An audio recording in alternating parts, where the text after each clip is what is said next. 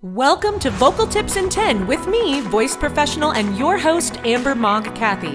The show where every week you'll get actionable tips in vocal technique, artistry, health, and more, all in 10 minutes or less. Your best voice is just a tip away, so let's go. Hello, friends. Today we are talking about one of the things that scares contemporary singers the most, but is so important for contemporary singing, and I believe any style of singing. And that is high notes, working in your upper register. So I want to jump into tips and tools and tactics that you can play with in your own voice today to make those high notes feel easier and sound better. So right off the bat, one of the things that makes high notes so tough when you're scared of them is the fact that you are scared of them. That sends the signal to your body, oh my gosh, this person is in danger. And our brain doesn't know the difference between here comes a tiger to attack us, and this is a note I'm not 100% sure that I can hit. Also, one of the things that makes it tough is we are thinking up. Get up there. I have to hit that pitch. And let's just start with the very basics. Your vocal folds do not move up and down. You have two vocal folds. They connect to make sound. When you go to sing higher pitches, all that happens is the vocal folds stretch and thin out and they vibrate more quickly, causing higher pitches to our ears. Whenever we sing lower, the vocal folds shorten and thicken. They vibrate more slowly, causing lower pitches to our ears. So our vocal folds aren't moving up. So when we think, oh my gosh, number one, our body tightens up. And then two, I've got to get up there. Come on. It tightens even more. The vocal folds can't move up. So they're like, I don't know what to do. So the jaw and tongue surrounding muscles go, we're going to do the best we can. And they just tighten everything, which does not help us. And then we're already tight because we're scared to death of this sucker. So right off the bat, those two things make it more difficult for us. And I know it's not as easy as just saying, don't be scared of it, right? We've got to have some real tips and tools. So one of the things that I love to use is movement to override that thought of let me get up there. Usually just that makes it feel a lot easier. The singer then has more success. Then they relax a little bit and go, oh, I don't need to be so scared of this. I can hit these notes. So a couple different movements that I like. If you are watching this on YouTube, you can see them. If you are not watching it on YouTube, you can. The link is in the show notes. Every episode is on YouTube as well as everywhere you listen to podcasts. But hopefully, even if you can't see me, I will explain this enough to make sense for you. You're going to put your thumb on the hinge of your jaw, right where the mandible attaches to the skull, where your mouth opens and closes, and you're going to put your hand up. So it just looks kind of like you're showing 5 fingers with your thumb gently touching the side of your jaw. As you sing up in pitch, I want you to drop your hand down to tabletop. So your elbow will come up, your hand will drop down to tabletop. So one of the exercises I love to work the upper register is just an easy sliding third. It's like a vocal siren, woo,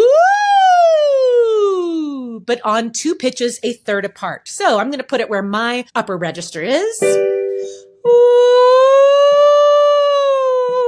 There's my sliding third. A nice relaxed forward ooh vowel is a great sound for accessing that upper register. But I'm going to add the movement of taking my thumb, putting it on the hinge of my jaw, hand up. And as I sing higher in pitch, I'm going to drop that hand down to tabletop. I'm laughing because I have to tell you, I obviously just did it and it immediately feels easier for me. And obviously my brain very much knows the vocal folds don't move up and down. I've been doing this for decades. I talk about this day after day for decades. And still, there's that little part, especially as I go higher and higher, and I don't necessarily feel as naturally comfy without some work there, of my body thinking, let me help her out just a little bit. Let's just do just a little bit of a push or a pull or a squeeze that makes it automatically more difficult. So as soon as I put that movement where my hand was moving down, my brain can't think up and down at the same time. It's going to go with what the body's doing. And it immediately felt easier for me.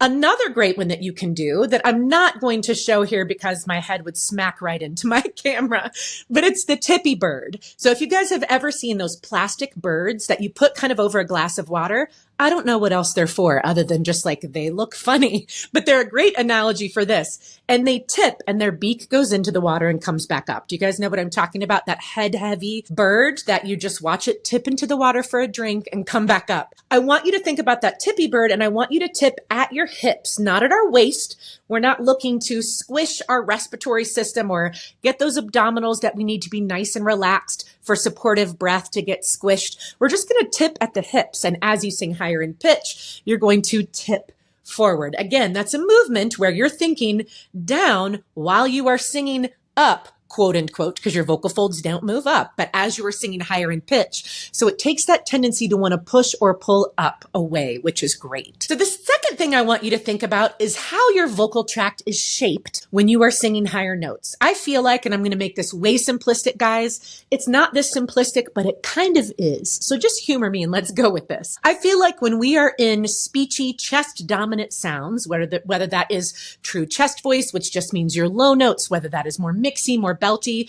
I like to think of the vocal tract as shaped like a 90-degree angle. So the vocal tract is the tube that starts at the vocal folds, it ends at the mouth. I like to think of the sound coming up and straight out. So kind of like a 90-degree angle. I want you to think about that vocal tract shaped more like a candy cane for these higher notes. So we're going to think about the sound's going to come up, it's going to loft up, hook up like a candy cane, and then it's going to move out in a straight line in front of you. So kind of like a candy cane that has been left in the car in the warm weather and is kind of melted, because the sound, we don't want it to go down.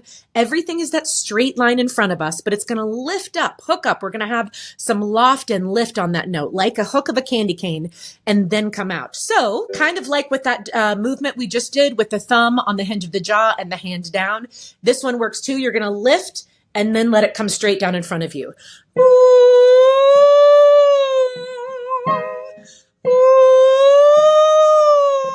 Just reminding us to lighten up, lift up on the top of that note versus punching it right in its face, right?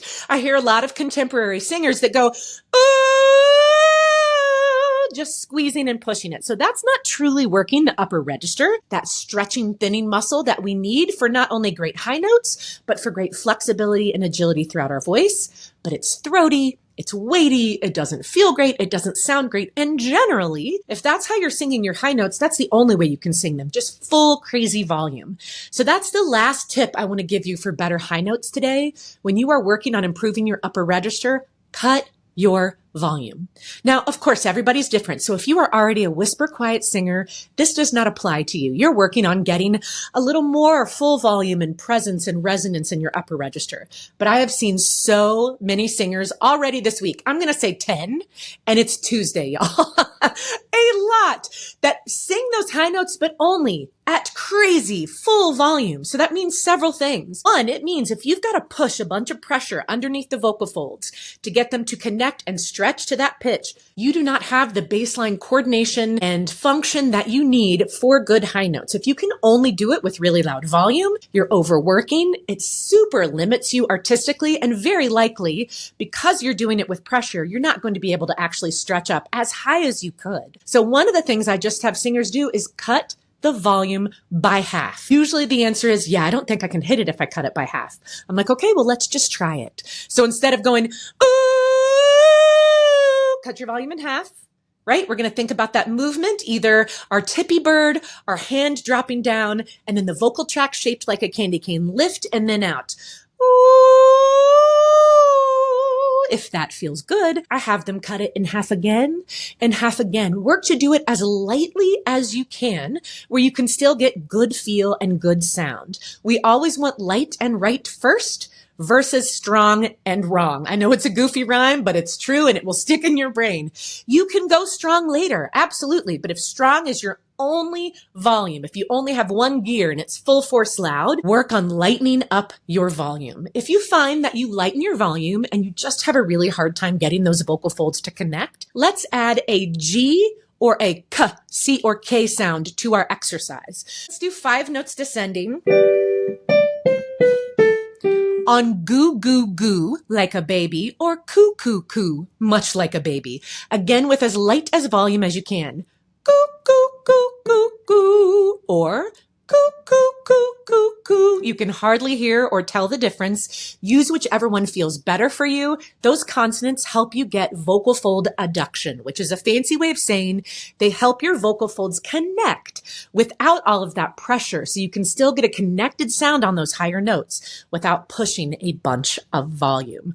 High notes are your friend, guys. Any singer that I've worked with that says, oh, I don't need to work up there because I sing everything low, I can almost promise you, if you are that singer, it's only because you don't feel comfy there. What singer would not want to add more notes to their range, more tonal color to their palette of colors that they can paint with? Who would not want to have more options? And then remember, working that stretching thinning muscle, your CT muscle, not only gives you better high notes, it gives you better agility and flexibility throughout your entire range. Start working on those high notes. Try some of these tools. Let's not be scared of them. They are our friends. And I hope this is helpful. Like always, I have multiple freebies for you. A free training that gives you so many more movement tools than just these two that I shared today. Movement is such a fantastic way for better function, for better ease, for better sound. 25 movement tools to take you from warm up to workout, to performance, to cool down. You can try 2 weeks of my Vocal Pro membership for absolutely free. It's one of my favorite places to be. And if you need more one-on-one support than that, or you just need a little bit more one-on-one time for your personal questions, you can book a free consultation with me or with my fab associate coach, Eva Cassell. Thanks for listening, and I hope to see you in the next episode.